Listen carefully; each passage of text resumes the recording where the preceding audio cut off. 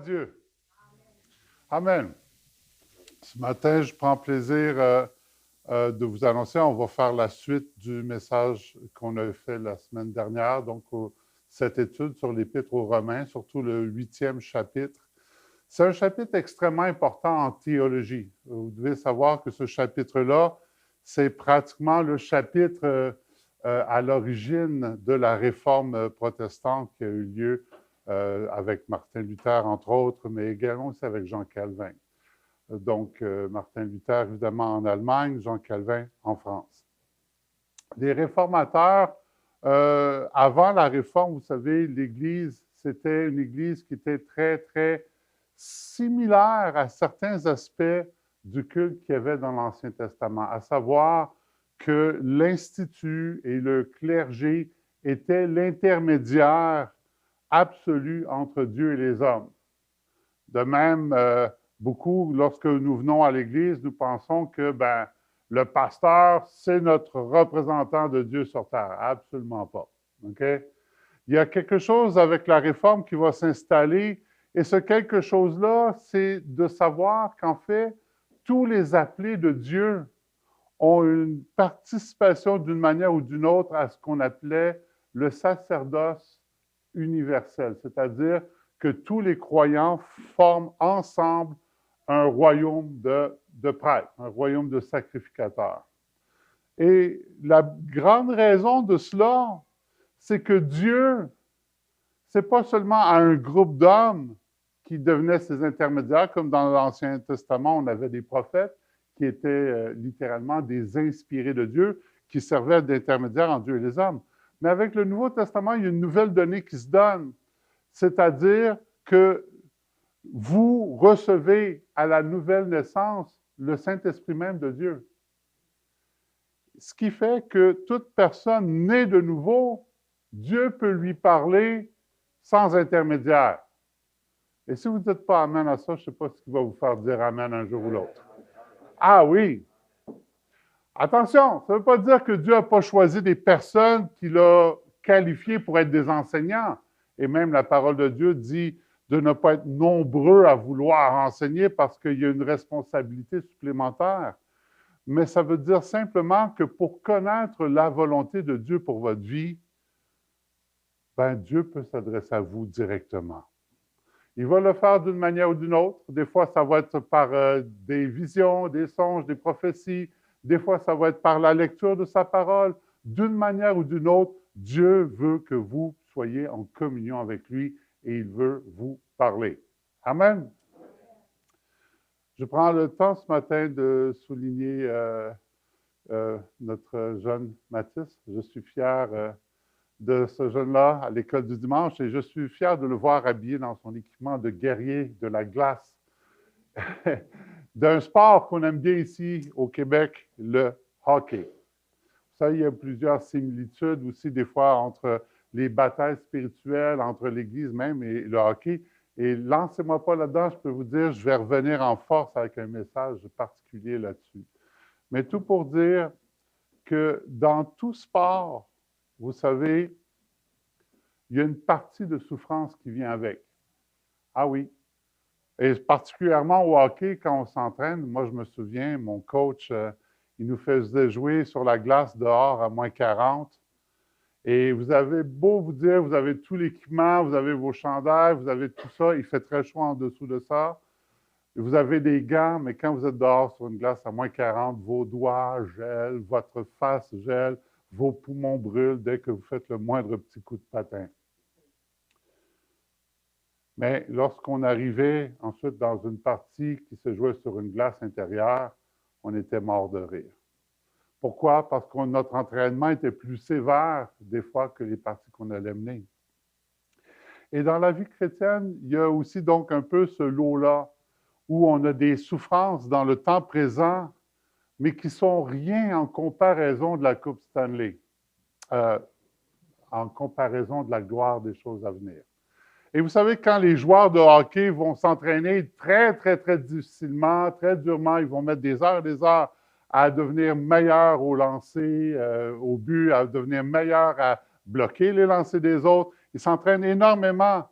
et au bout du compte, ils vont avoir un moment de gloire, un moment où ils vont remporter le prix. Et pour nous, chrétiens, c'est la même chose aussi. C'est que nous avons à endurer des choses, des souffrances, jour après jour.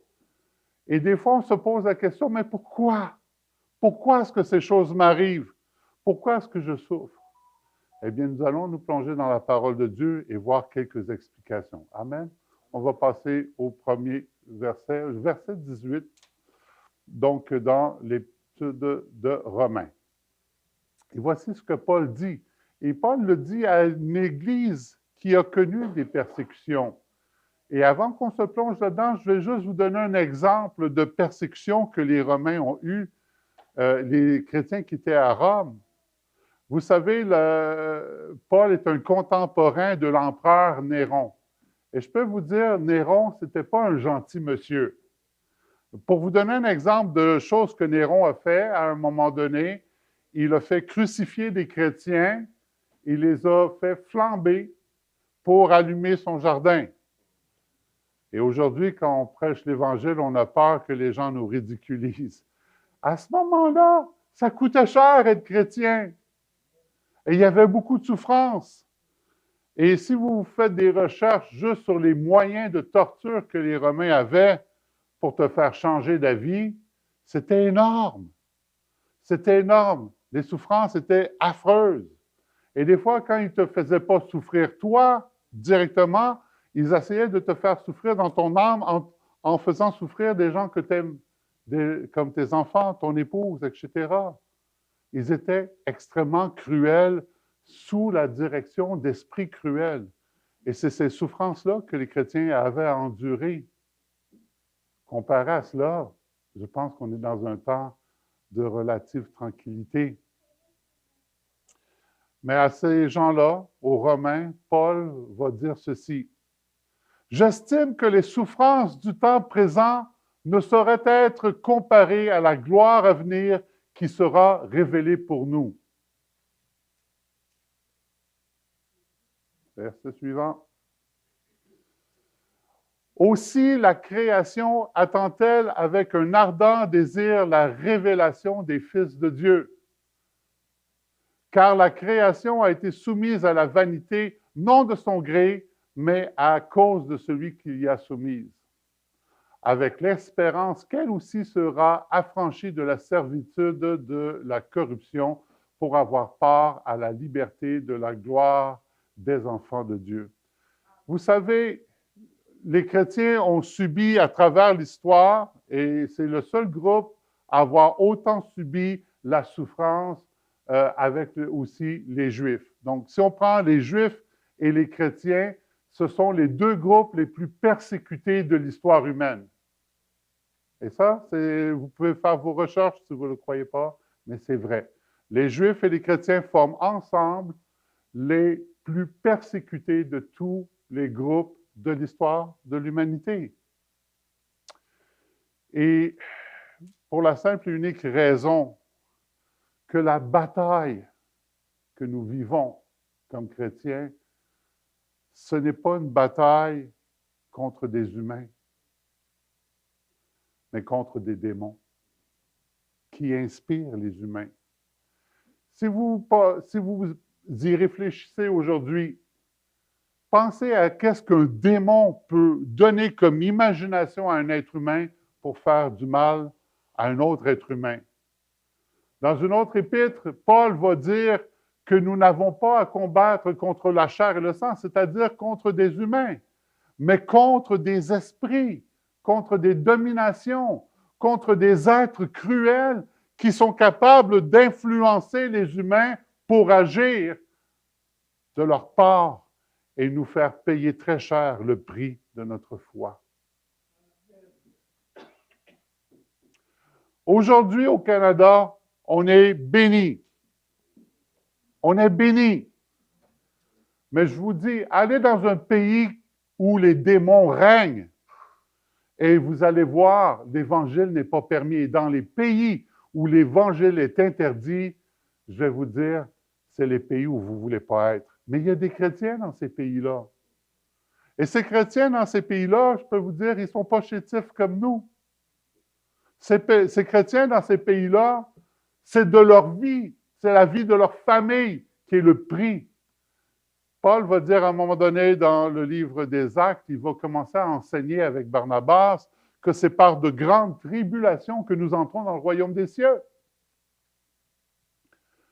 Je te pose et je me pose ce matin la question, qu'est-ce que ça me coûte d'être chrétien ici au Canada, dans un pays de confort, dans un pays d'abondance? Qu'est-ce que ça me coûte? Aujourd'hui, il y a des chrétiens qui n'ont pas à manger. Ils n'ont pas le nécessaire pour manger. Et ils prient le même Dieu que nous.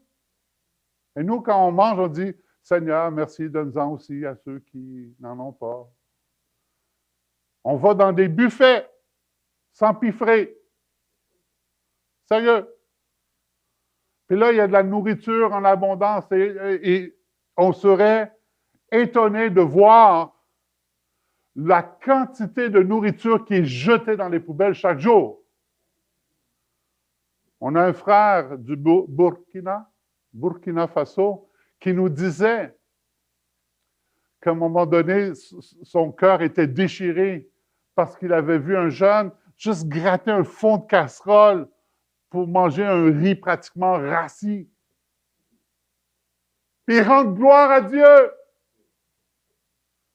Et nous autres, on arrive et on va prier. Merci Seigneur pour ce bon repas. Merci Seigneur, que ton nom soit béni. Amen. Donne-en aussi à ceux qui n'en ont pas. Merci. Et on s'empiffe. Et on s'empiffe. Mais ici, la parole de Dieu nous dit que ce n'est pas juste nous qui souffrons, mais la création tout entière.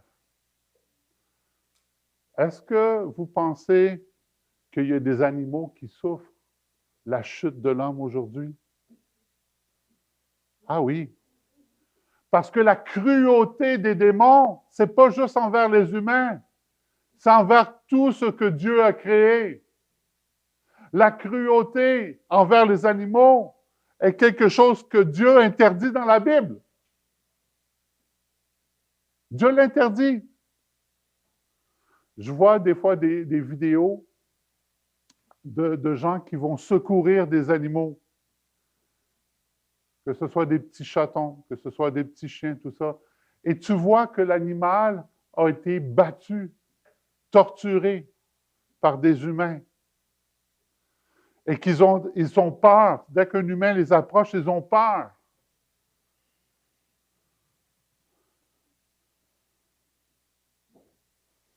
La création tout entière souffre avec nous.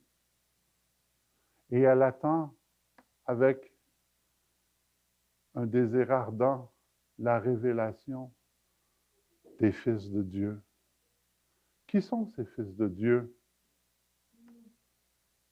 Qui sont les filles de Dieu?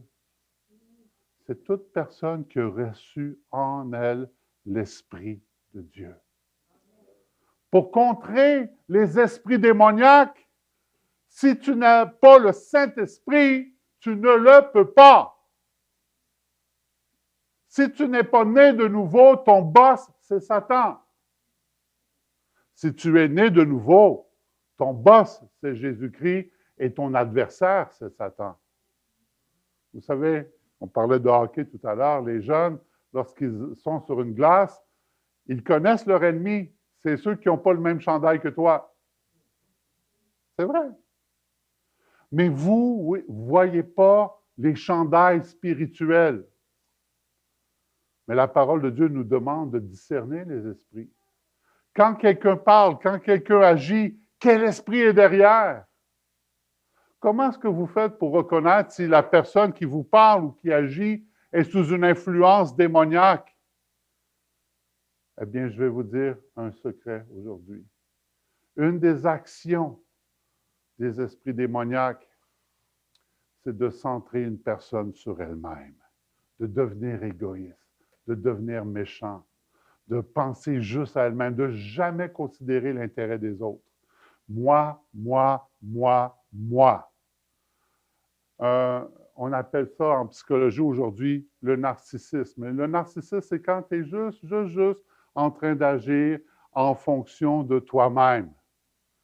La personne à côté de toi souffre, tu n'as aucune sensibilité.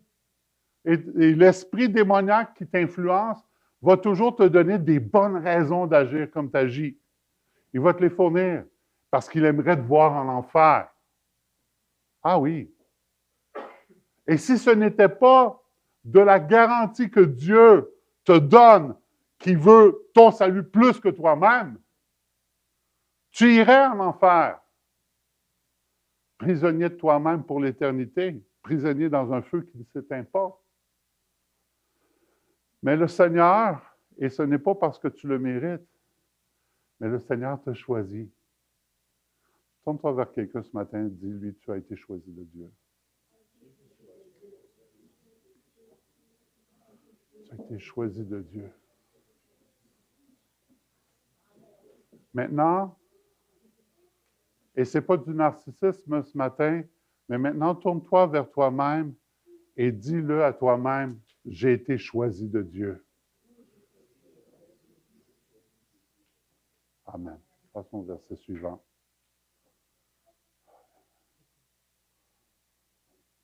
Or, nous savons que jusqu'à ce jour, la création tout entière soupire et souffre les douleurs de l'enfantement. Et l'enfantement, c'est quoi? C'est la venue d'un nouveau monde, le monde de Jésus-Christ. Et là, il y a toute une souffrance. Et je vais vous dire, mesdames, vous qui avez connu l'enfantement, ce n'est pas quelque chose de facile. Et nous, les hommes, on ne peut pas comprendre ça. Mais vous avez vécu quelque chose, une symbiose extraordinaire pendant 9 mois. Il y a une vie qui grandissait en vous, puis à un moment donné, cette vie est sortie. Et ce n'est pas quelque chose de facile. Mais lorsque vous avez tenu votre enfant dans vos bras pour la première fois, il y a une joie qui est venue remplacer cette douleur-là. Du moins, ce que les femmes en témoignent. Continuons, verset suivant. Et ce n'est pas elles seulement, mais nous aussi qui avons les prémices de l'Esprit, nous aussi, nous soupirons en nous-mêmes en attendant l'adoption, la rédemption de notre corps. Et là, je vais vous donner un secret ce matin. Le corps est une des portes d'entrée que l'ennemi utilise pour venir nous atteindre. Comment? Premièrement, par les choses que vous allez entendre. Lorsque Satan s'est présenté devant Ève dans le jardin d'Éden, comment il s'est fait, il a entré dans son cœur en lui parlant, en lui posant des questions, en lui mentant à propos des intentions de Dieu. L'ennemi va venir des fois comme ça, mais la foi aussi vient de ce que l'on entend. Le choix est le nôtre. Est-ce que vous comprenez cela ce matin? Amen. Gloire à Dieu. L'ennemi peut venir par nos yeux, la convoitise. Vous savez, Jésus a dit, si vous étiez aveugles, vous seriez sans péché. Pourquoi? Parce que la porte principale du péché, c'est la convoitise. La porte d'entrée du péché dans notre vie, c'est la convoitise. Il y a différentes formes de convoitise, mais ça reste quand même la porte d'entrée. On désire quelque chose qu'on ne devrait pas désirer. Et lorsque nous péchons, c'est qu'on s'autorise à aller prendre ce qui nous était interdit.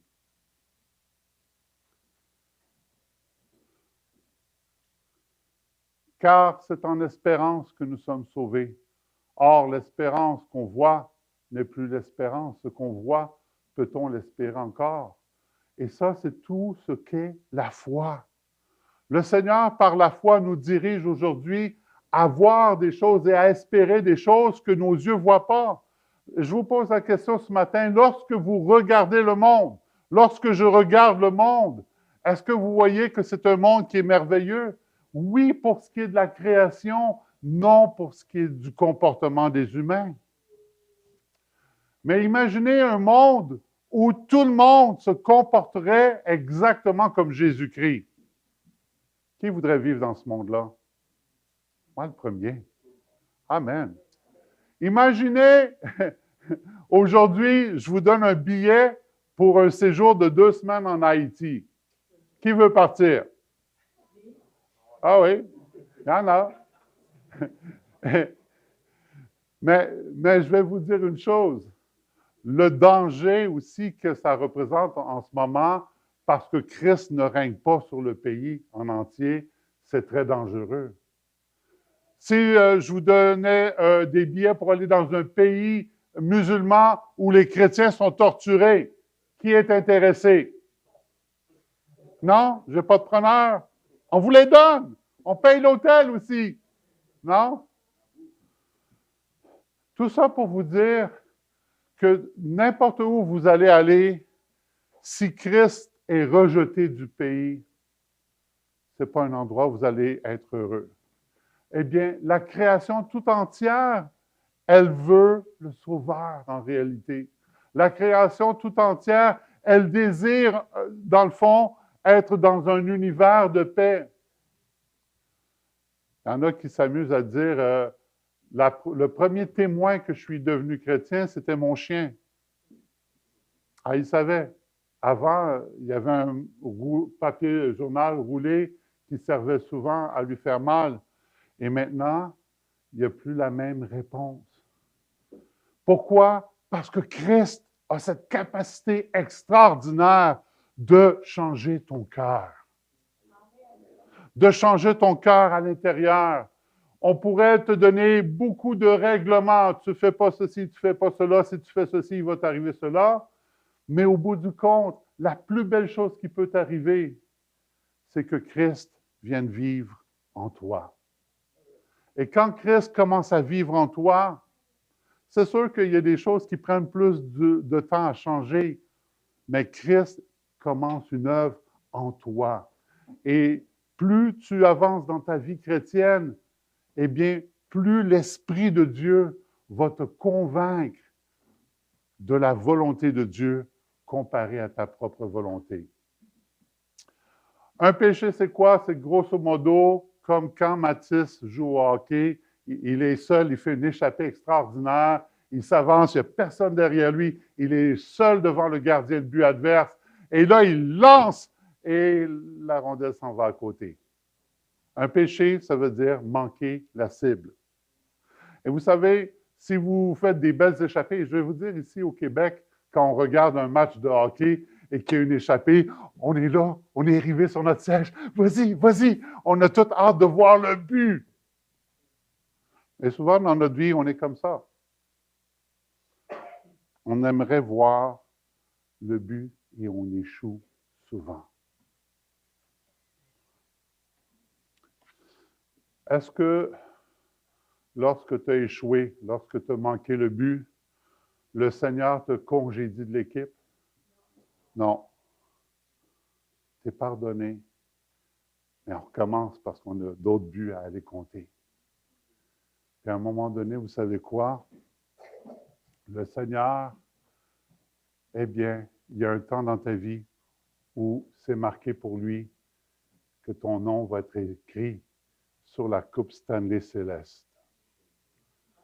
Que ton nom va être écrit sur la Coupe Stanley Céleste. Je parlais avec quelqu'un aujourd'hui, je lui disais, vous savez, il y a beaucoup de gens qui ont joué au hockey, mais dans 3000 ans d'ici, si la seule chose qu'on retrouve de ce jeu-là, c'est la Coupe Stanley, les seuls noms qu'on va se souvenir, c'est ceux qui sont écrits sur la coupe. Même si tu as gagné des millions et des millions à jouer ce sport-là, tant que ton nom n'est pas écrit sur la coupe. Mais aujourd'hui, on a plus que ça, nous, comme chrétiens. Parce que nos noms sont inscrits dans le livre de vie. Et quand ton nom est inscrit dans le livre de vie, ça veut dire une chose, tu vas vivre. Et non seulement tu vas vivre, vous savez, vous pourriez vivre éternellement avec Hitler, ça vous serait d'aucun avantage. C'est avec qui on va vivre qui est intéressant. Et de savoir que nous allons vivre éternellement avec Jésus. devrait être notre source de joie. Que là où est Jésus, nous allons être nous aussi. Ça doit être notre source de joie ce matin. Amen. Continuons, prochain verset. Mais si nous espérons ce que nous ne voyons pas, nous l'attendons avec persévérance. Parfois, vous savez, il y a différentes sortes de souffrances. Hein? Est-ce qu'il y en a qui ont souffert dans leur corps, dans leur vie? Vous avez déjà souffert dans votre corps? Vous savez, quand on souffre dans son corps et qu'on attend la délivrance physique et qu'elle ne semble pas venir et que c'est donc pénible, n'est-ce pas? Est-ce que vous avez déjà souffert dans votre âme? Problèmes d'anxiété, dépression, on n'a plus d'estime de soi, on pense qu'on ne vaut plus rien, etc. Toutes ces choses-là. Vous savez que le Québec est l'endroit au Canada où on se suicide le plus. Parce qu'il y a des gens qui n'ont aucun espoir. Pour eux, là, c'est comme, oublie ça. Il n'y a pas de solution pour moi. Jésus est celui qui va nous permettre de passer à travers toute souffrance et de garder l'espoir. Quand vous prêchez l'Évangile à l'extérieur, il y a des gens qui n'ont pas ce que vous avez en vous. Il y a des gens qui n'ont pas cette lumière que vous avez en vous. Mais lorsque vous allez, que vous partagez cette lumière-là, ça va faire la journée de quelqu'un. Amen. Ça va faire la journée de quelqu'un. Parce que votre témoignage, c'est quoi? Avez-vous souffert? Tout le monde a levé la main. Oui, vous avez souffert. Vous connaissez la souffrance. Vous connaissez c'est quoi pleurer. Vous connaissez c'est quoi être découragé. Vous connaissez c'est quoi souffrir physiquement. Vous connaissez c'est quoi souffrir psychologiquement. Mais pourtant, il y a quelque chose en vous qui change tout. Et c'est Jésus-Christ. Jésus-Christ nous donne une perspective d'avenir, non seulement pour le monde à venir, mais pour le monde présent. Vous savez, un des passages de l'Écriture qui me soutient, deux en fait. Un, Hébreux 13, 5. Je ne te délaisserai point, je ne t'abandonnerai point. Est-ce que tu peux dire ce matin, le Seigneur ne m'abandonnera jamais? Le Seigneur ne m'abandonnera jamais. Ah, j'ai manqué mon coup. C'est pas grave, on va se reprendre. Oh, je suis découragé. Je vais te donner de l'espoir, dit le Seigneur. Je vais te fortifier. Je vais te donner une raison de vivre. Jérémie 29, 11. Car je connais les projets que j'ai formés sur vous, dit l'Éternel. Projets de paix et non de malheur, afin de vous donner quoi? Un avenir et de l'espérance. Lorsqu'on a des pensées suicidaires, c'est parce qu'on ne voit pas d'espoir dans notre avenir. J'ai un message pour toi. Jésus va te donner une raison de vivre. Jésus va te donner une mission ici sur terre. Jésus va te donner quelque chose qui ne va pas être facile, mais qui va te donner un sens à ta vie. Parce que c'est lui qui a des projets pour toi. Amen. Veux-tu embarquer dans ces projets-là? Amen. Ça te tente-tu de faire partie de l'équipe de hockey de Jésus? Alléluia. Et de compter des buts. Alléluia. Et de garder les buts que l'ennemi veut compter dans ton équipe, de dire non, toi, tu ne passes pas. Alléluia. Qui veut compter des buts? Alléluia. Amen. Gloire à Dieu. Tu es engagé dans l'équipe de Jésus aujourd'hui. Tu es engagé dans l'équipe de Jésus. Oui, tu vas tomber. Oui, des fois, tu vas manquer ton coup. Oui, il y a toutes ces choses-là qui vont arriver. Mais attention, il y a une promesse que Jésus te fait. C'est que ton nom est inscrit sur la coupe Stanley céleste. Ton nom va être inscrit, et il est déjà inscrit sur la coupe Stanley céleste. Continuons. De même aussi, l'Esprit nous aide dans notre faiblesse, car nous ne savons pas ce qu'il convient de demander dans nos prières. Mais l'Esprit lui-même intercède par des soupirs inexprimables. Ça veut dire quoi? C'est que des fois, vous savez, quand on est affligé, on ne sait même pas comment prier. On sait comment crier, mais des fois, on ne sait pas quoi demander. Pourquoi? Parce qu'on souffre trop. Parce qu'on souffre trop. Mais je vais vous dire une chose. Même dans nos faiblesses, même quand les mots ne nous viennent pas dans la bouche, le Saint-Esprit qui vit en toi intercède pour toi. Il intercède pour toi. Il y a des fois, tu aimerais prier, puis ça ne sort pas. Le Saint-Esprit, lui, ça sort toujours. Vous savez quoi? Aussi, le Saint-Esprit connaît la pensée de Dieu. Il sait quoi demander. Verset suivant. Et celui qui sonde les cœurs connaît quelle est la pensée de l'Esprit, parce que c'est selon Dieu qu'il intercède en faveur des saints. Donc, des fois, là, tu ne sais pas quoi demander dans ta prière, mais le Saint-Esprit prend la relève. Tu as juste besoin d'entamer. Tu vas peut-être dire quelque chose qui n'a aucun sens, mais le Saint-Esprit, lui, va corriger ta prière. Vous savez, quand vous avez des cellulaires, des fois, puis vous envoyez des textos, vous pouvez faire toutes sortes d'erreurs, puis vous avez des corrections automatiques, ça corrige pour vous.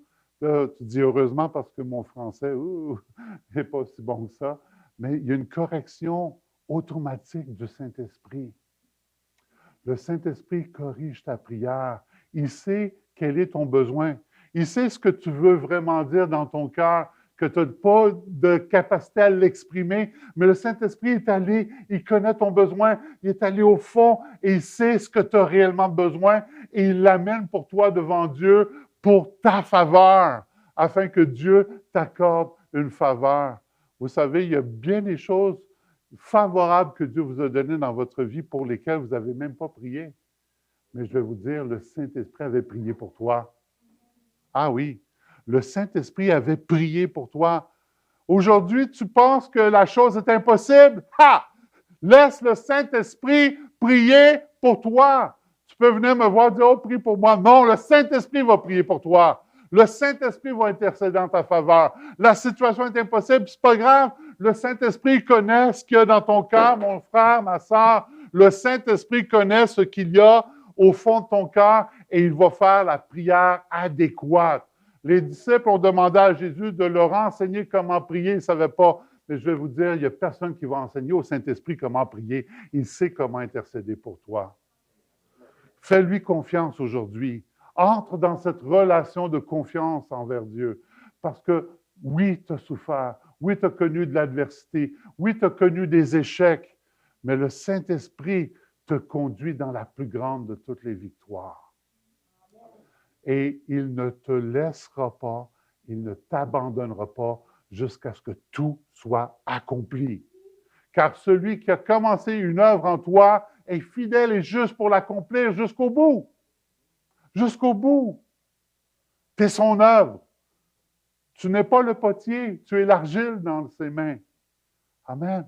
Continuons. Du reste, nous savons du reste que toute chose concourt au bien de ceux qui aiment Dieu, de ceux qui sont appelés selon son dessein. Toute chose concourt au bien, dans le mot grec, c'est synergéo, qui est des fois aussi traduit par synergie. Et c'est quoi la synergie? C'est quand des choses, au lieu de travailler séparément, elles travaillent ensemble, elles vont produire quelque chose de que le résultat de l'ensemble de tout ce qu'elle aurait pu faire séparément. Et ça veut dire que Dieu, des fois, il y a des choses que tu ne comprends pas dans ta vie. Il y a des souffrances que tu ne comprends pas dans ta vie. Il y a des échecs que tu ne comprends pas dans ta vie. Il y a des choses, tu te dis, ben, mon Dieu, pourquoi?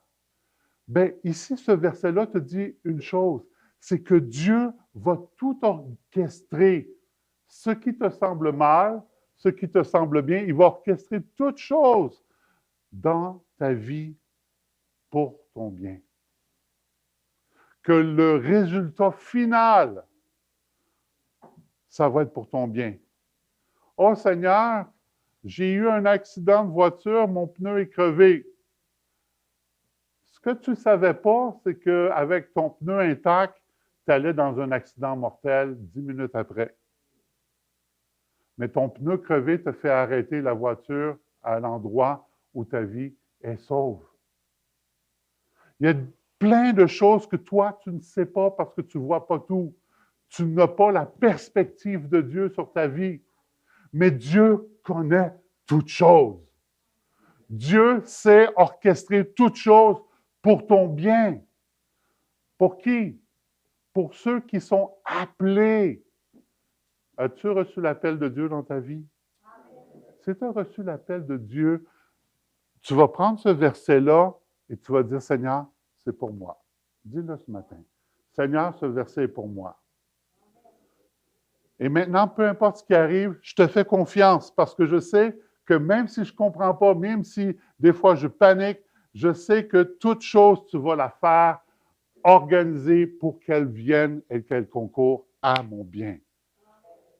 Maintenant, tout ce que je veux, Seigneur, c'est de te faire confiance jusqu'au bout.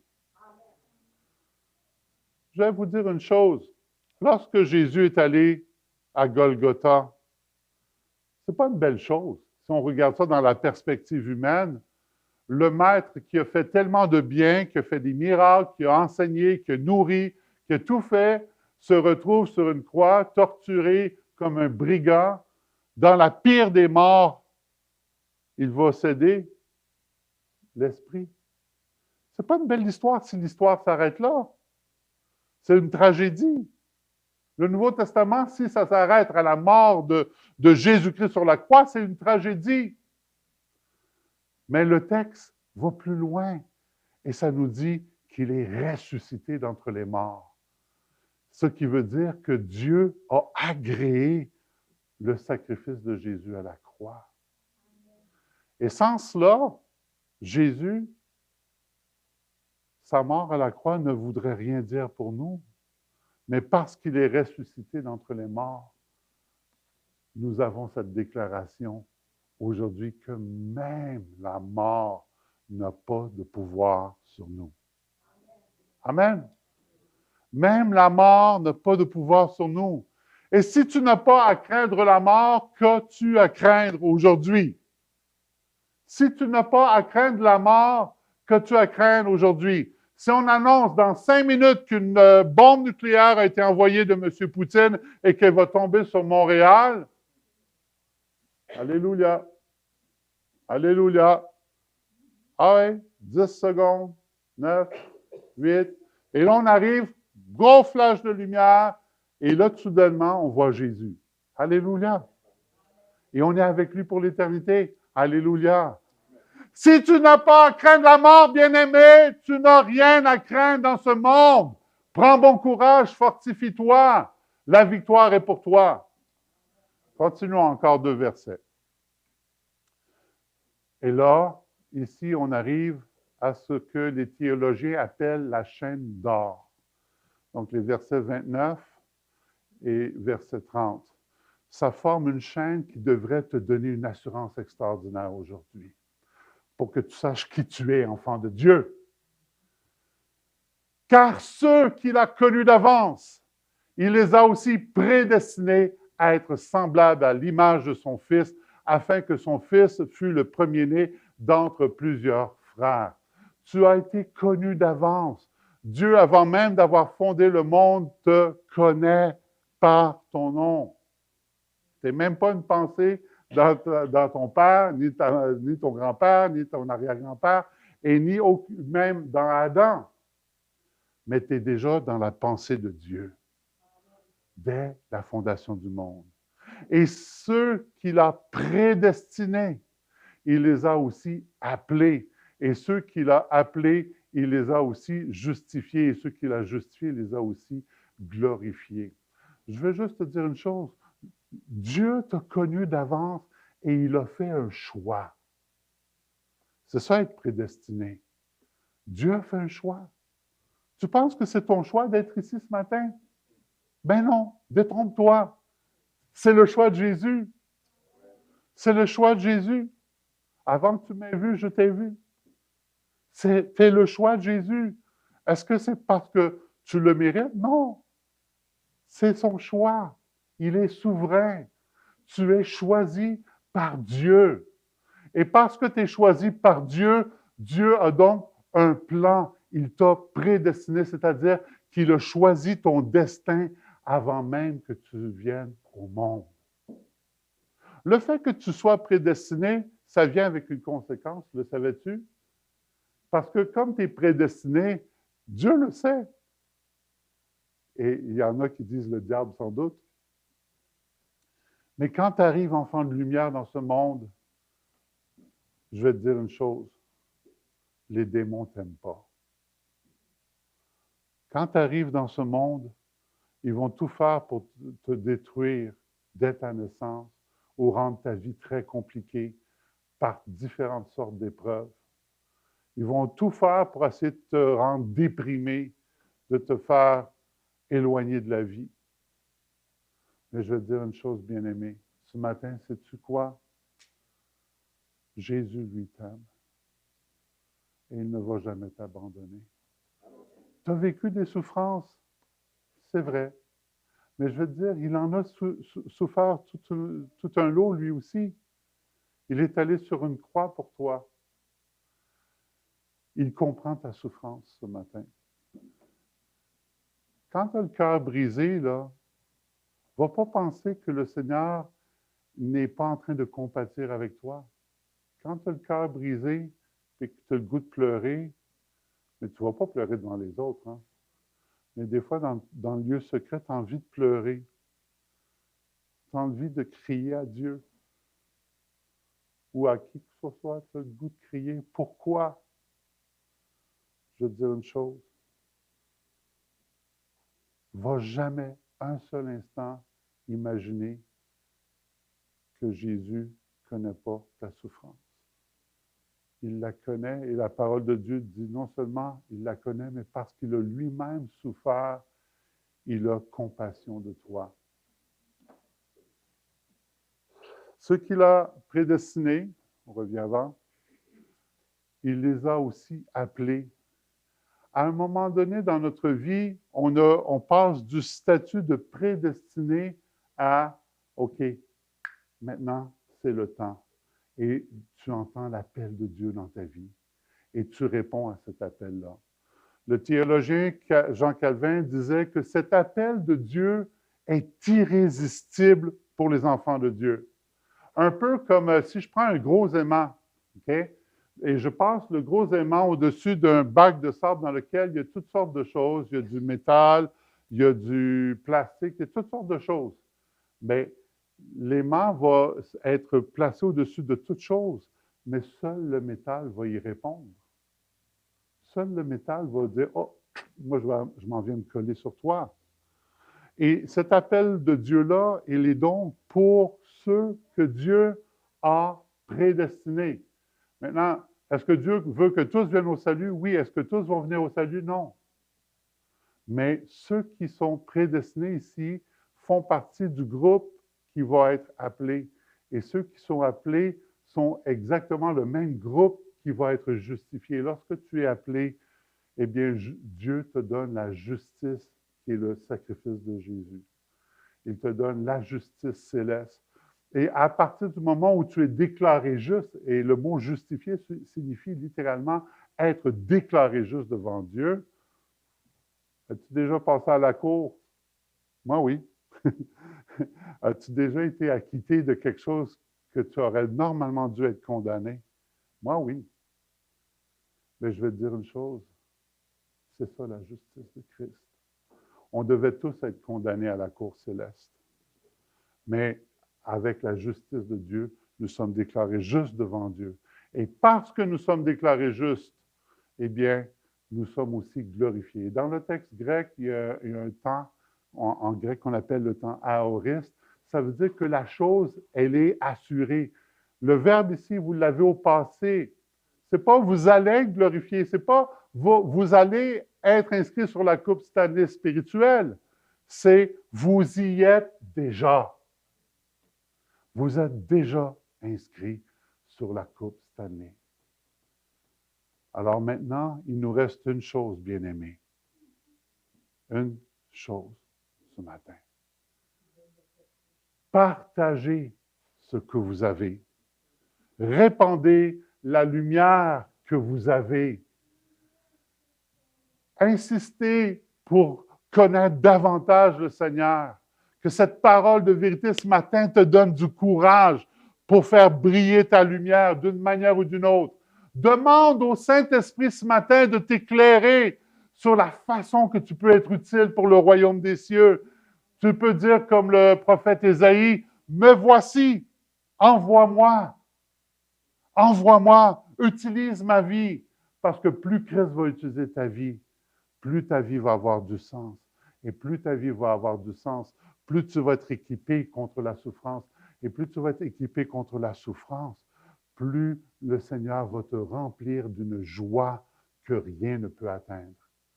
Ton bonheur ne dépendra pas des circonstances extérieures, mais de celui qui vit à l'intérieur.